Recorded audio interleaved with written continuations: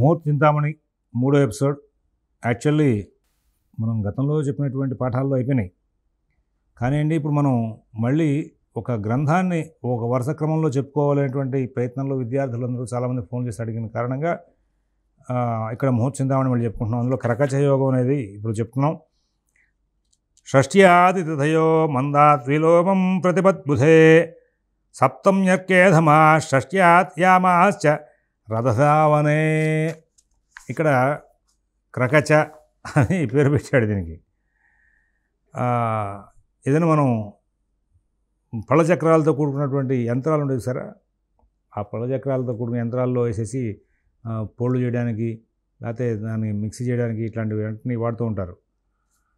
ఆ యంత్రం యొక్క రంపపు పళ్ళ చక్రం క్రకచ. ఇది చాలా దారుణమైంది అన్నట్టుగా దీన్ని భావం చేస్తారన్నమాట. దానికి ఈ యొక్క కలయిక తిథులు వారాలు కలయిక వెంటనే కూడా చెప్పుకుంటూ వచ్చాడు. ఇది త్రయోదశస్యుర్మిలనే సంఖ్యాయా స్థితివారయో క్రకచో నామయోగోయం మంగళేష్వతి గర్హిత అని చెప్పేసి తిథి సంఖ్యని వార సంఖ్యని కలుపుగా 13 వస్తే కనుక అది క్రకచ యోగం. నువ్వు ఏ తిథి అయినా ఏ వారాన్ని కలుపుకో, కలిపినప్పుడు అది కలిపితే 13 వచ్చిందా, అయితే అది క్రకచ అని ఒక అంశాన్ని ప్రస్తావన చేసుకుంటూ వచ్చాడు. సింపుల్ సూత్రం నారదుల వారు చెప్పి వదిలేశాడు. ఈయనేమో ఏం చేశాడంటే షష్ట్యాది తిథయో మందాత్ విలోమం మరి ప్రతిపద్బుధే మందాత్ విలోమం. ఇక్కడ షష్ఠి మొదలుకొని ద్వాదశి వరకు తిథులు తీసుకోండి.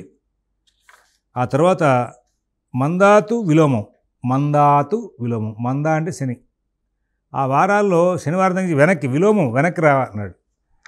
విలోమం అంటే వెనక్కి రమ్మన్నాడుగా. శని శుక్ర గురు బుధ మంగళ సోమ ఆదివారాలతో కలిసి వచ్చినప్పుడు క్రకచం అంటే షష్ఠి దగ్గర నుంచి ముందుకు వెళ్ళు, శనివారం దగ్గర నుంచి వెనక్కి రా.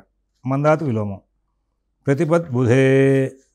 ఆ తర్వాత మళ్ళీ పాడ్యమి బుధవారం, సప్తమి అర్కే ఆ సప్తమి ఆదివారం, అధమాహ అయిపోయిందా. ఇవి శుభకార్యాల నిషేధం అయ్యా. పాడ్యమి షష్ఠి అమావాస్యలందు మరి దంతధావనం చేయకూడదు అన్నాడు. షష్ట్యాత్ యామాస్య అథ ధావనే. ధావనం అంటే పళ్ళు తోముకోవడం, ఇది పనికిరాదు అని చెప్పుకుంటూ వచ్చాడు. అలా చేస్తే కనుక లక్ష్మీక్షయం కులజ్ఞాతి నాశనం జరుగుతుందని కాశీఖండంలో చెప్పుకుంటూ వచ్చారని దీని విశ్లేషణ ఆయన చేసుకుంటూ వచ్చాడు. ఇందులో భాగంగా ఆదివారం ద్వాదశి, సోమవారం ఏకాదశి, మంగళవారం దశమి, బుధవారం నవమి, గురువారం అష్టమి, సప్తమి శుక్రవారం, శనివారం షష్ఠి. ఈ కలయికని క్రకచ యోగం ఉంటారయ్యా. వీటిల్లో కనుక నువ్వు ఏదైనా కనుక శుభకార్యాలు చేస్తే అవి చాలా ఇబ్బందికరమయ్యే అవకాశం ఉంది. కాబట్టి శుభకార్యాలకి ఈ తిథుల్లో ఈ వారాలు కలిసినప్పుడు దూరంగా ఉండాల్సిన అవసరాలు ఉన్నాయని చెప్పుకుంటూ వచ్చాడు. అయితే ఇక్కడ వీటన్నిటిని కూడా మనం అబ్జర్వ్ చేస్తున్నామా, వీటన్నిటిని కూడా అమలు చేస్తున్నామా అనేటువంటి సందర్భం వచ్చినప్పుడు వీటి మీద మనం బాగా ఆలోచన చేసుకుంటూ ముందుకు వెళ్ళాల్సిన అవసరాలు ఉన్నాయి. ఎందుకంటే అక్కడ వివిధ తిథులు వారాలు నక్షత్రాలకు సంబంధంగా శుభకార్యాలను చెప్పుకుంటూ వచ్చాడు. ఇది ప్రాథమికంగా ఇవన్నీ చెప్పుకుంటూ వచ్చాడు. అయితే కొన్ని అంశాలు తాత్కాలికమైనటువంటి ప్రయత్నాల్లో అప్పుడప్పుడు ఊరు వెళ్ళాలి లేదా వ్యవహారం స్టార్ట్ చేయాలి ఇట్లాంటివి ఉంటాయి సరే కొన్ని. ఆ సందర్భాల్లో ఈ వారాలు తిథులు కలిసినప్పుడు వీటి ప్రభావం 100కి 100% కనబడుతోంది అనేది ప్రత్యక్ష నిదర్శనంగా గోచరిస్తోంది. కాబట్టి వీటి మీద అంత తేలికపాటి దృష్టిని పెట్టాల్సిన అవసరం లేదు. ఇవి ఖచ్చితంగా విశేషంగా పనిచేస్తున్నటువంటి అంశాలుగానే గోచరిస్తూ ఉన్నాయి. షష్ట్యష్టమి భూత విధుక్షయేషు నూనే సేత నా తైలపులేక్షురం పదంతం నాభ్యంజనం విశ్వదశ ద్వికేతే తిథౌ ధాత్రీఫలై స్నానమద్రాది కోష్వతు.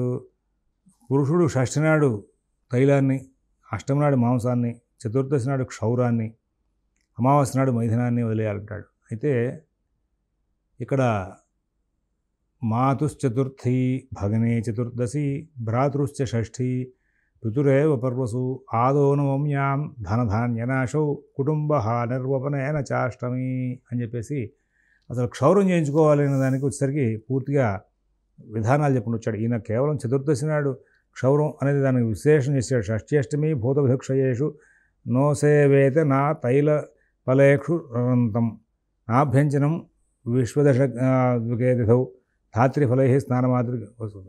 ఇంత సూత్రం చెప్పుకుని వచ్చాడు. కానీ ఆయన ఏంటంటే అసలు క్షౌరానికి వచ్చేసరికి మాతు చతుర్థి, తల్లికి చవితి నాడు కనుక నువ్వు కనుక క్షౌరం చేసుకున్నావు తల్లికి ఇబ్బంది రా అబ్బాయి.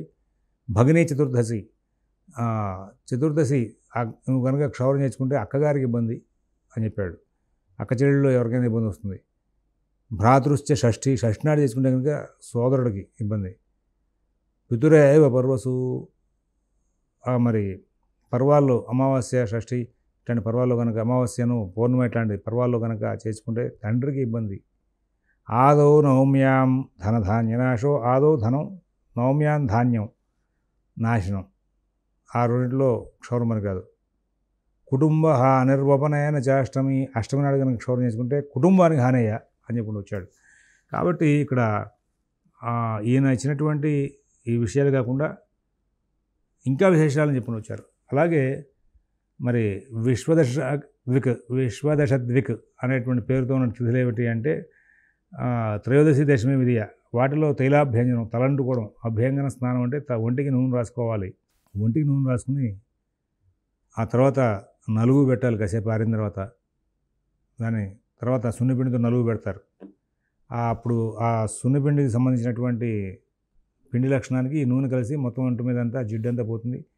ఆ తర్వాత స్నానం చేస్తారు. దాంట్లో ఆయుర్వేద సంబంధమైనటువంటి చాలా విశేషం దాకా ఉంది. అయితే ఇక్కడ ఈ త్రయోదశి దశమి విధియ, తైలాభ్యంజనం పనికిరాదు అనేటువంటి అంశాలను ప్రస్తావన చేసుకుంటూ వచ్చి ఇక్కడ తిథికి ప్రాధాన్యం ఇవ్వాలా ఏమిటి అనే విషయానికి వస్తే, శనివారం నాడు మన ఆంధ్రదేశాల్లో అంటే ప్రాంతీయంగా కొన్ని ప్రాంతాల్లో కొన్ని ఆచారాలు విశేషంగా ఉన్నాయి. ఇక్కడ ఈ ముహూర్చింతామణి గ్రంథంలో ఉన్నటువంటి ధర్మశాస్త్ర విషయాల్లో ఏవైతే ఉన్నాయో వాటిని నార్త్ ఇండియాలో బాగా యాజ్ ఇట్ ఈజ్గా అమలు చేసుకుంటూ వెళ్తుంటారు. కానీ మన ఆంధ్రదేశంలో పూర్వం ఇప్పుడు అలవాట్లు పోయినాయి కాబట్టి తెలియట్లేదండి.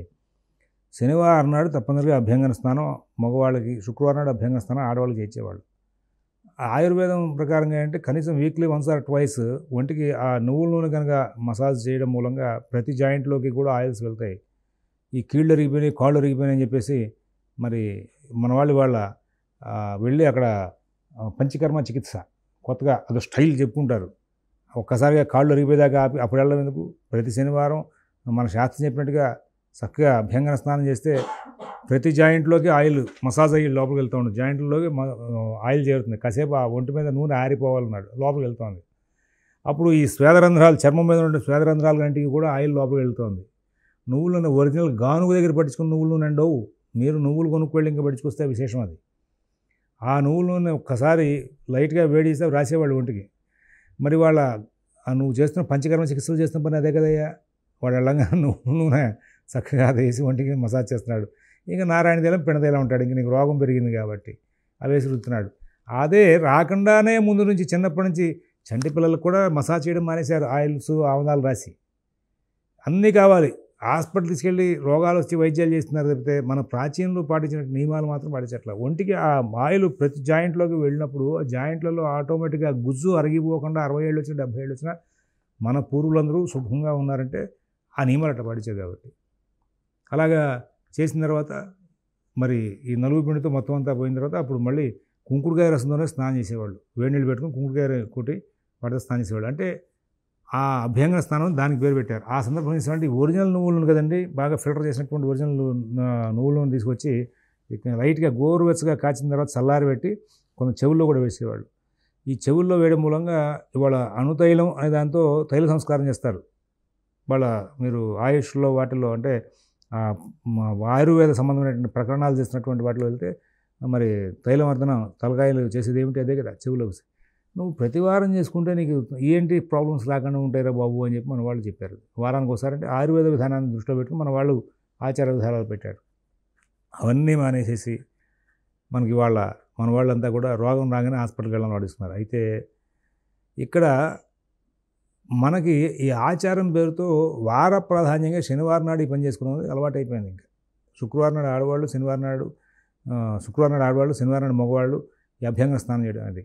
అయితే విశ్వదశ తిథులు అనేటువంటి పేరుతో వచ్చినటువంటి ఆ తిథుల్లో మరి అభ్యంగన స్నానాన్ని వద్దు అనుకునేటైతే కనుక పురుషుడు నిత్యం అసలు తలస్నానం చేయాలి. ఇది కుంకుడుకాయ రసాలు అవన్నీ పెట్టుకుని స్నానం చేయకూడదు. మామూలుగా తల మీద నీళ్ళు పోసుకోవాలి అప్పటికప్పుడు. అది చాలా అవసరం.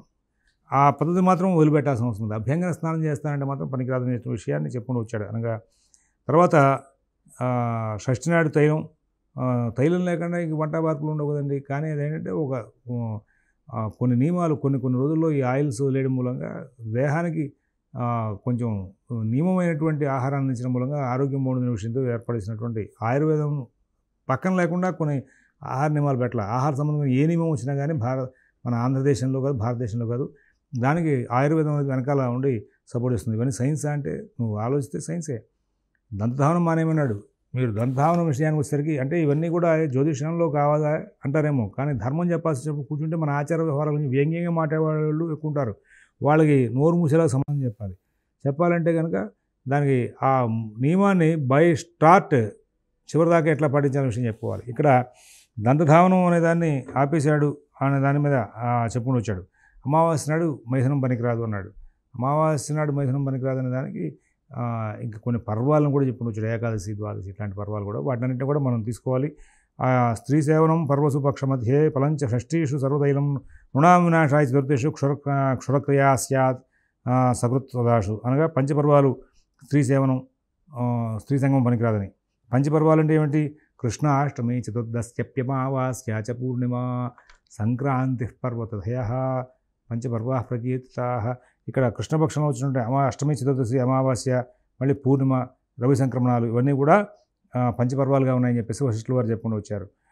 మరి అష్టమి నాడు మాంసభక్షం పనికిరాదు, షష్ఠి నాడు ఎండాకాల నూనెలు పనికిరావు, చతుర్దశి క్షురకర్మ పనికిరాదని చెప్పాడు కదా. ఈ దశమి నాడు అభ్యంజనం పనికిరాదని, త్రయోదశి నాడు ధనము, ఇది రెండింటిని కూడా నశింపజేస్తుంది. కాబట్టి రత్నమాల అనే గ్రంథంలో ఈ విశ్వదిక్ అనేటువంటి విశ్వదశదిక్ అనేటువంటి తిథుల్లో ఎందుకు పనికిరాదనే విషయం చెప్పుకుంటూ వచ్చి, దశమి నాడు అభ్యంజనం అంటే తన తలస్నానికి సంతానానికి పనికిరాదని, త్రయోదశి నాడు ధనానికి నష్టమని, విధి నాడు తలంటి పోసుకోవడం మూలంగా మరి ధనము, సంతానం రెండు కూడా నశించే అవకాశం వస్తుంది. కాబట్టి రత్నమాల అనే గ్రంథం చెప్తుంది కాబట్టి వద్దని చెప్పుకుంటూ వచ్చాడు. అలాగే గోశ్వసతు అనగా అమావాస్య, సప్తమి, నవమి తిథులందు ఉసిరిక స్నానం, ఉసిరిక చూర్ణం లేపనంగా చేసే స్నానం పనికిరాదు. ఈ నియమాన్ని శరీర మలాన్ని పోగొట్టుకోవడానికి అభ్యంజనం చేయవారికి మాత్రమే.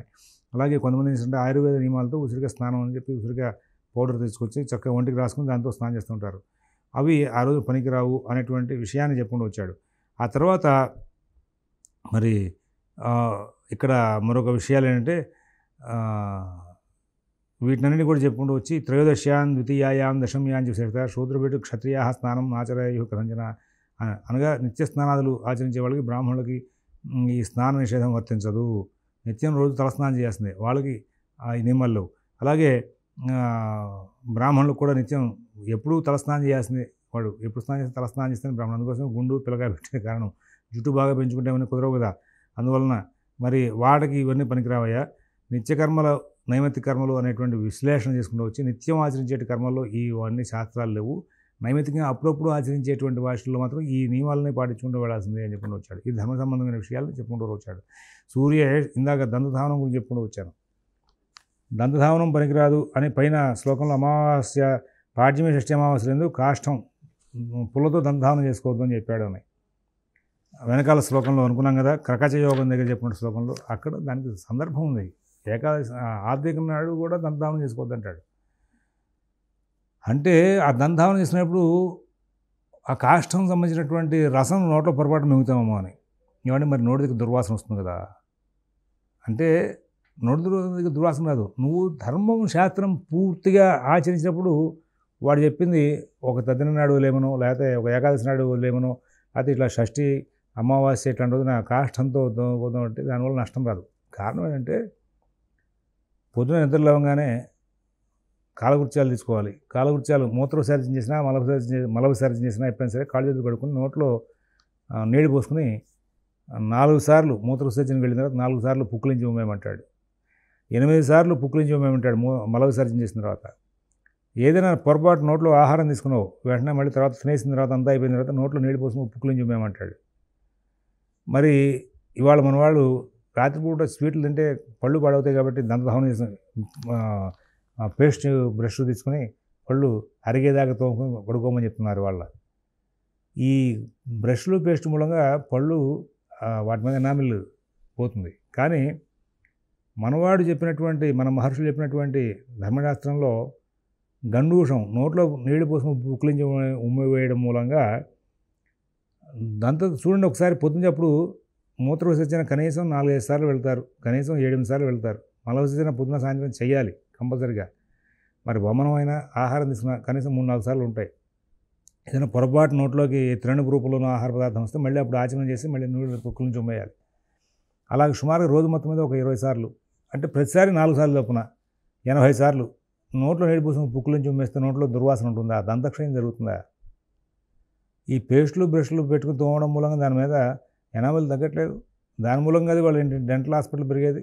మన ఆచార వ్యవహారాలను చూస్తే అందరికీ అపహాస్యం. ఒకసారి ట్రయల్ వేసి చూడండి. పొద్దున నిద్ర లేచాం, కాళ్ళు చేతులు కడుక్కోవడం, నోట్లో పుక్కుల నుంచి 4 సార్లు నీళ్ళు పోసుకోవడం, పుక్కుల నుంచి ఉమ్మేయడం, మూత్ర విసర్జనకి వెళ్ళాక, మల విసర్జనకి వెళ్ళాక, అలాగా మన ఆచార వ్యవహారాలను ప్రతివాడు వికరిస్తున్నాడు. వాటి మీద విశ్లేషణ చేసి చెప్పాలంటే కనుక శాస్త్రంగా తెలియాలి. దీనికి ఇంత చేసినప్పుడు వారంలో ఒకరోజు నువ్వు పుల్లబెట్టి తోముకోకుండా జస్ట్ వేలుతో లేకపోతే కచ్చితోనో తోమితే నీకు దుర్వాసన నోటి దగ్గర రాదు, నీ దగ్గర దంతక్షయం జరిగే అవకాశం లేదు. ఇది ఎవరికి తెలుస్తుంది? అనుష్ఠించిన వాడికి మాత్రం తెలుస్తుంది. ఎవరు అనుష్ఠించాలి అంటే మనందరికీ కూడా చిన్నప్పటి నుంచి టీవీలో అడ్వర్టైజ్మెంట్లు చూసి కోల్గేట్లు, ప్రామిస్లు, వాటి పేస్టులు ఇట్లాంటి వాడుకోవడం అలవాటైపోయిన తర్వాత మన ఆచార వ్యవహారాలకు సంబంధించిన విషయాల్ని మనం స్టడీ చేసి ముందుకు వెళ్ళేటువంటి లక్షణాలు లేకపోవడం మూలంగా మనం వాటిని దూరం చేసుకున్నాం. కాబట్టి ప్రతిదాన్ని సూక్ష్మంగా పరిశీలించుకుంటూ వెళ్ళాలి. ఇంకా శాస్త్రం చెప్పడానికి మనం కూర్చుంటున్నామంటే మనకి అనేకమైనటువంటి అపహాస్యాలు, అపవాదులు, శాస్త్రాన్ని వికరించడాలు, అంటే భారతీయ సనాతన ధర్మం వాడు ఏం చెప్తే అది కాదు అనడం అనేది వాళ్ళ సమాజంలో మొట్టమొదట ఒక ఫ్యాషన్ స్టార్ట్ అయింది. ఆ ఫ్యాషన్ని మనం కంట్రోల్ చేయాలంటే కనుక మనం శాస్త్రం మీద పూర్తి పరిజ్ఞానం కావాలి. కాబట్టి ఇట్లా శాస్త్ర విషయాలు చెప్పుకుంటూ పక్కన ఈ మాటలను చెప్పుకుంటుంటే ఇవన్నీ అనవసరం మాటలు చెప్తున్నట్టు రాయింది అనుకుంటే నేనేం చేయలేను. కానీ మాకు గురువులు పాఠం చెప్పేటప్పుడు ఇట్లా అనేక విషయాలను చెప్పుకుంటూ వచ్చారు కాబట్టి మాకు వాటి మీద అవగాహన ఉంది కాబట్టి మేము కూడా మాట్లాడుతున్నాం. వాటన్నింటినీ ఇక్కడ చెప్పుకుంటూ వస్తున్నాం. వీటన్నింటినీ కూడా మరొక అంశంతో రేపటి రోజు చూద్దాం. స్వస్తి.